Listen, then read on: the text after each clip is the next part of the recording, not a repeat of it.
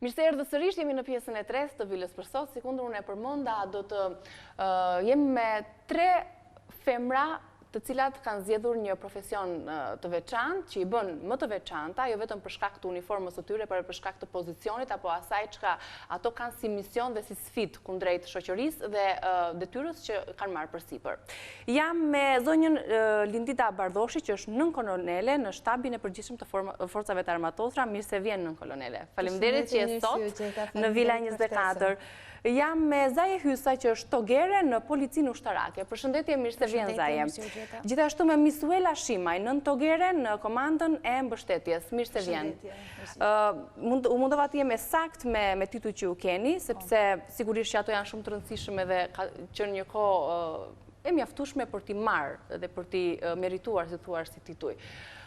Jemi bashkë sot, ju keni ardhur me uniformën tuaj të punës, të cilën sigurisht e keni dashur që prej fillimit kur vendosët që të merrni përsipër këtë profesion. Do doja ta nisja me nën kolonelen, sepse ajo është dhe me më eksperiencë. Sa vite keni në forcat e armatosura? Unë kam filluar me dëshirën time, uniforma, prezantimi i parë im, veshja në uniform, ishte një kënaqësi pasi ishte edhe përzgjedhja dhe dëshira ime. Karriera ime është 20 vite në ushtri. 20 vite? Po. Në 94 më kam dalë nën togere dhe kam ndjekur shkallët e karrierës siç është e përcaktuar nga legjislacioni shqiptar për gradat dhe karrierën e ushtarakut. Si kanë qenë ato momentet e para? Duke qenë se ju e keni zgjedhur vetë këtë profesion, ju e theksuat me dëshirën tuaj. Ka qenë dikush në familje që keni trashëguar? Jo. Se momenti i parë gjithmonë është i rëndësishëm kur keni veshur uniformën, për shembull. Jo, është kënaqësi, diskutohet kur ti merr atë deg ose atë profesion, shkollohesh në atë arsimim ose profesion që ti ke dëshirë, por jo se unë e kam trashëguar sepse babi im ka qenë mësues, mamaja ime ka qenë ekonomiste, nuk është se është profesioni, jo, por megjithatë ka qenë dëshira dhe përzgjedhja ime për këtë profesion. Si fillim është për momentin kur vishesh në uniform edhe të duket sikur privohesh nga disa gjëra, nga disa dhe, por me kalimin e kohës në uniform, një vit ose viti i parë i arsimimit. Pastaj fillon mësohesh edhe fillon formon atë modelin e uniformës që ti ke ndëruar për të qenë. Sigurisht që gradat do të vazhdojnë të merren, edhe çfarë misioni ose çfarë sfide ke? Edukimi për karrierën pastaj vazhdon, është i përcaktuar edhe me ligjin e karrierës, por edukimi është pafund, siç është në çdo fushë të jetës, jo vetëm në ushtri, por në të gjitha fushat është edukimi për formimi për veten është i pafund. Edhe në karrierën ushtarakut ka të përcaktuar se si avancohet në grad, se si avancohet në karrierë. Të gjitha këto janë të mundshme si për femra dhe për meshkuj njësoj, pavarësisht për ne që sot jemi në ditën e 8 marsit edhe sot po flasim për femrat në ushtri, është diçka më e veçantë dhe më e bukur, sidomos në fushën specifike. Do të flasim dhe se si festohet 8 marsi në stafin tuaj. Për Zajen, si ka qenë fillimi? Atëherë, kë ka qenë ndrojimi që në Vogli. Që në Vogli? Në Vogli. Dikur nga familja ta? Jo, asnjë nga familja ime nuk është ushtarak. Unë kanë qenë ndryshe nga moshatarët e mi, ata gjithmonë interesoheshin për pikturën, për këngën, për mësuesin. Unë gjithmonë kam qenë interesuar ose isha kurioze për të parë se si mund të ishte një person i veshur me uniform. Sot që jam vetë një person i veshur me uniform, e kuptoj që është një ndjenjë përgjegjësie dhe një ndjenjë krenarie në të njëjtën kohë. E mban mend herën e parë kur ke veshur uniformën? Po, ka qenë në shtator të vitit 2007, kur unë kam filluar Akademinë Ushtarake Skënderbej. Aty ka qenë kontakti i parë që unë kam pasur me jetën ushtarake. Edhe ishte një moment që unë ndjesha e kufizuar në hapat e para, por duke vazhduar e kuptova që kjo isha ajo çka unë bëj më mirë dhe aty ku unë jap maksimumin tim në këtë profesion. Ishte e vështirë të ndodheshe mes djemve mes burrave të veshur me uniform? Është e vërtetë, sepse ky është një profesion ku është më shumë i përhapur tek meshkujt, por sot nuk është më tabu, ku mund të them që në forcat e matosura ka dhe shumë femra të cilat kryen detyra shumë të rëndësishme dhe po aq me sukses sa dhe kolegët tanë burra, por mos thonë dhe akoma më mirë se sa ata. Ka filluar të rritet përqindja e përfaqësimit të femrës në forcat e armatosura. Po, përqindja është deri diku tek 15% e forcave të armatosura. Kjo e bën një atmosferë dhe ju jep edhe juve më tepër të drejta? Ndoshta mes krahasuar me gjinin tjetër? Absolutisht, që në momentin e parë që ne jemi futur në forcat e matosura, ne jemi të barabartë, njësoj si meshkujt, ne kryejmë detyra shumë të vështira, shumë të rëndësishme një lloj si ata. Kjo është ajo çka ne bëjmë, ne jemi të barabartë dhe kryejmë detyra shumë të rëndësishme. Po ju më thatë që para se të nisim edhe bisedën që keni vazhduar më pas edhe Fakultetin e Ekonomisë. Këtë e kam bërë në të njëjtën paralelisht në të njëjtën kohë, më vazhdoja ndisha edhe Universitetin e Ekonomikut, Dega Menaxhim, në një të kohë, para dite unë frekuentoja. Ishin që ecnin paralelisht? Po, kjo ishte një marrëveshje e Ministrisë të Arsimit me Ministrinë e Mbrojtjes, cilët kishin në një të kohë në ndishin 2 universitete. Më pas vazhdove dhe masterin? Më pas nuk ka vazhduar dhe master për siguri dhe mbrojtje ndërkombëtare. Kjo më kanë shërbyer dhe më kanë ndihmuar në pozicionin e punës që unë jam aktualisht. Aty unë kam marrë shumë njohuri ka më të ndryshme që më kanë shërbyer si nga ana profesionale për të vazhduar akoma dhe më tej. Ka ndikim, le themi, në gradat, në titullin që do të marrësh, në yjet e argjënta, fakti që mund të kesh edhe një absolutisht po, një edukim shtesë është një favor më shumë për mua, në thonë ndryshe nga të tjerët. Formimi është primar, edukimi, arsimimi është primar në karrierën e gjithë secilit. Si për femra dhe për meshkuj është i njëjtë dhe nuk ka asgjë të ndarë se unë jam femra dhe duhet të kem privilegje ose nuk duhet të kem. Arsimimi, karriera, konkurenca për karrierën dhe për gradimet. Sigurisht, kudo, jo vetëm tek pa diskutim është vetëm në sajt e profesionalizmit edhe të edukimit, formimit që bën. Por, primare është që gjatë gjithë kohës e qëndrimit në uniform, në punë dhe në karrierë, arsimimin e ketë vazhdueshëm deri në fund të karrierës që mund të jetë grada madhore, që është general, që rrallë, jo e pa mundur. Paktën edhe Shtetet e Bashkuara të Amerikës tani kanë zgjedhur generale ferm, për herë të parë në historinë e tyre. Po, nuk është e pa mundur. Është mundur, sepse ka shumë vende anëtare të NATO-s që promovimin e femrës e kanë arritur dhe barazinë e kanë arritur. Si krahasojmë ne me shtetet e tjera. Për Miss Wellen, si ka qenë përse zgjodhe këtë drejtim?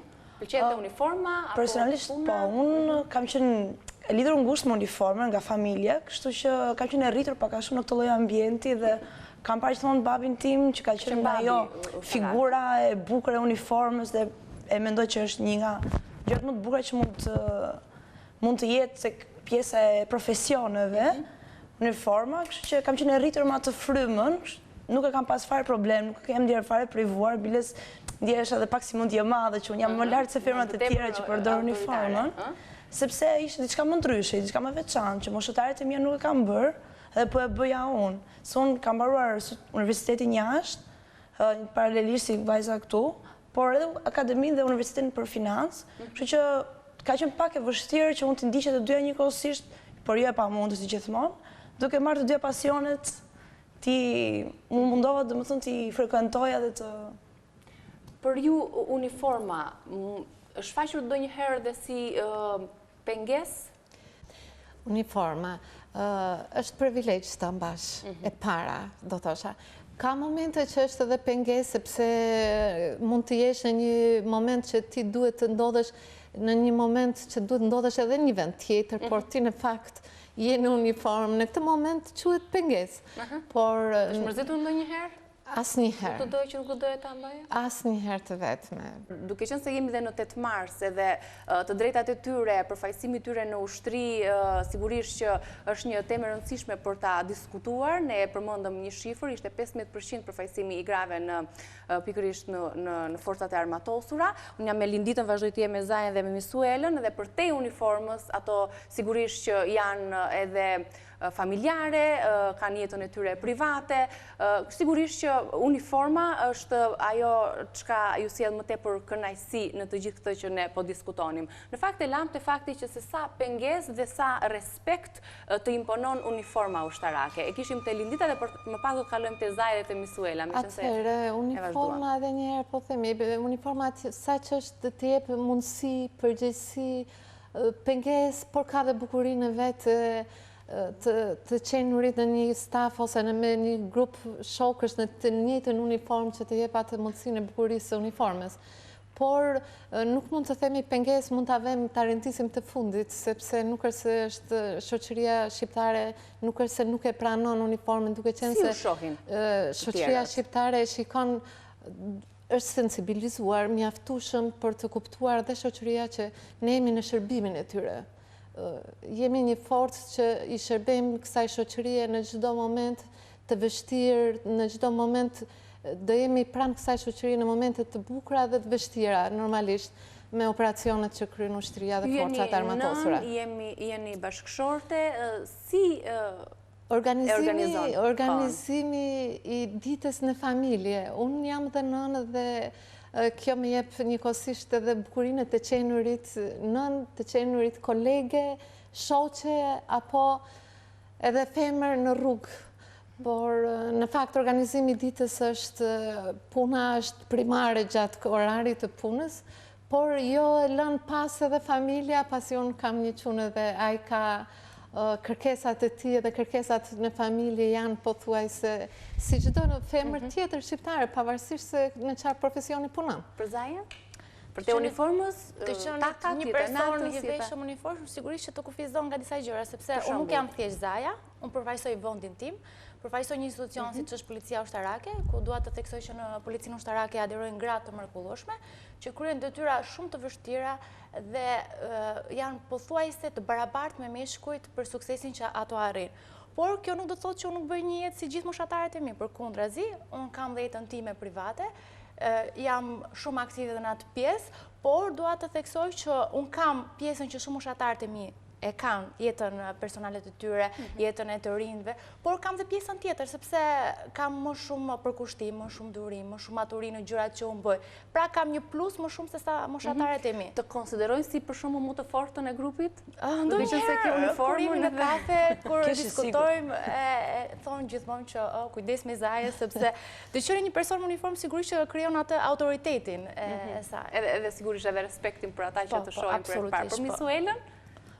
Paka shumë e njëjta gjë, domethënë, unë e përjetoj, jeta ime është goxha më aktive dhe pas orës 4, pas orarit të punës, merrem me sport, merrem me kurse të ndryshme, se është një pjesë janë të gjëra të pasion, janë hobi, dhe nuk është se më ushtria më pengon, përkundrazi, fati që unë jam mësuar të bëj një jetë me program, kur isha në akademi, që zgjohesh në mëngjes, ndiq akademi, ndiq shkollën, mund t'i bëj çdo gjë, do të mund bëj dhe jetën e natës, e bëj dhe sportin, bëj dhe të dalurat, gjitha, nuk është se më pengon kjo.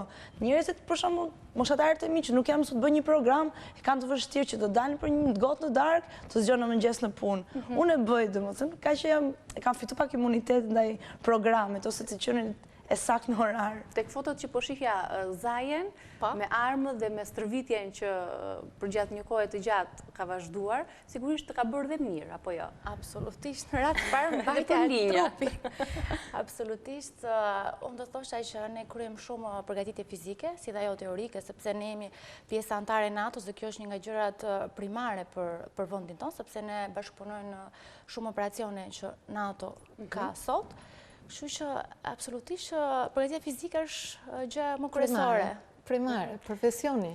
Si organizohet dita e 8 marsit tek ju? 8 marsi, si për çdo femër tjetër që merr atë urimin e mëngjesit kur hyn në korridor për të vajtur në zyrë, nga të gjitha kolegët e tua, por edhe nga gjinia mashkullore që dominon në korridorët e zyrave kur t'i kalon, por të jep atë kënaqësinë që është një ditë ndryshe në krahasim me ditët e tjera për të qenurit si femër në atë pozicion apo në atë vend apo komandë në rastin e çupave ku ndodhesh. E keni ndjenë ndonjëherë veten pak të diskriminuar ju vetëm për 8 marsin, por ju keni një eksperiencë 7-20 vjeçare në këtë fushë.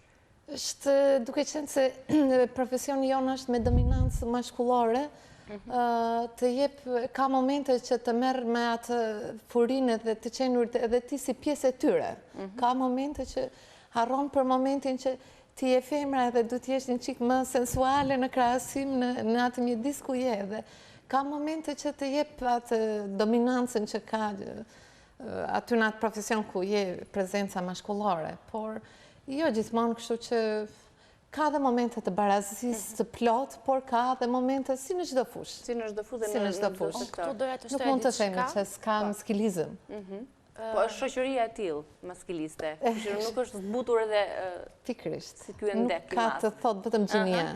Absolutisht. Doja të shtoja që në vitin 2013 është bërë një raport, draft raport për vendvlerësimi i gjinor në forcat armatosura, ku ky raport ka pasur 4 faza, ka qenë faza e parë e përpunimit e grumullimit, më pas ka qenë faza analizimit të informacionit dhe në fund fare hartimi i këtij drafti, dhe ku në këtë draft u theksua roli i femrave që kishin në forcat armatosura dhe si ndikonin këto në forcat armatosura që zinin një pjesë goxha të rëndësishme.